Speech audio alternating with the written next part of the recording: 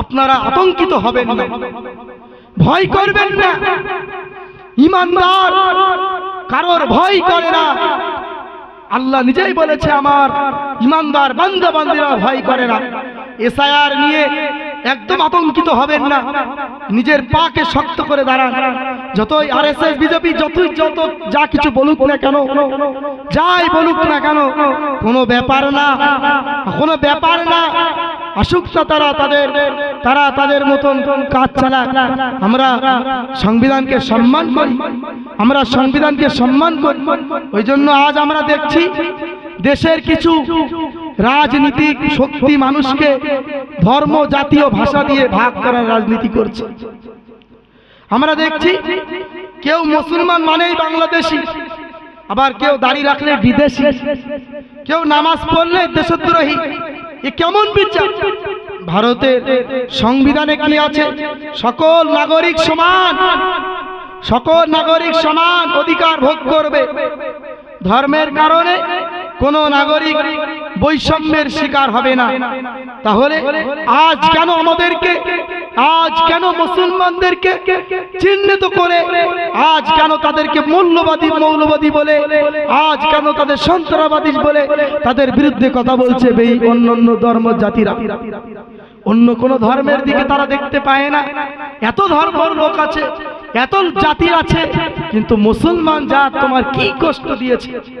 ভারত স্বাধীনতার নিয়ে আপনি ভাবেন, এই মুসলমানদের প্রধানতম প্রধান থেকে প্রধান আপনার ভূমিকা রয়েছে এই স্বাধীনতার পেছনে।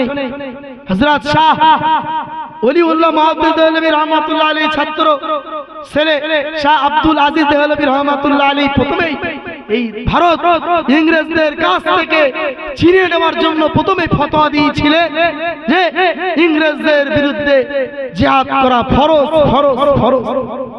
তারপরে তো তোমরা আমাদের সঙ্গে যোগ দিয়ে মিলিতভাবে যুদ্ধ করেছো, তাহলে কেন আজকে আমাদেরকে এইভাবে তাড়াচ্ছ?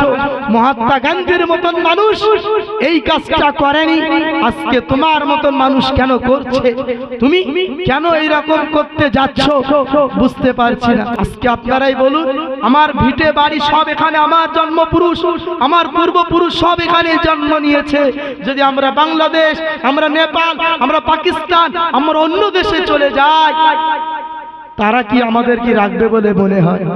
হয়তো কিছুদিনের জন্য আমাদেরকে জায়গা দেবে, কিন্তু 10 বছর 50 বছর পর হয়তো আমাদের বাচ্চাদের উপরে অথবা আমাদের উপরে চাপ দিয়ে আবার হয়তো ওখান থেকে বার করে দেবে।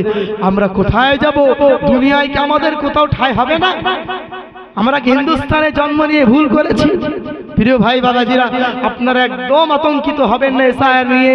আমাদের যাদের মানে পূর্বপুরুষ এখানে জন্ম নিয়েছে, যারা 2002 সালে ভোট দিয়েছিল, ইনশাআল্লাহ আমাদের কোনো চিন্তা নেই।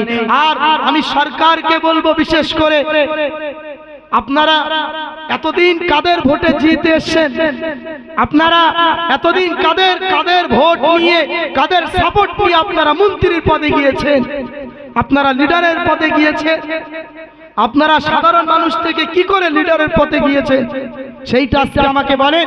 আমাদের মুসলমানদের প্রশ্ন, পুরো মুসলমান নয়, আমাদের পুরো মানে ভারতবর্ষের সমস্ত মানুষের প্রশ্ন, যারা আমরা এখানে আপনাকে ভোট দিয়ে জিতিয়েছি, তারা যদি বার হয়ে যায়, আপনাদেরও গদি ছাড়তে হবে, আপনাদেরও গদি ছেড়ে পালাতে হবে।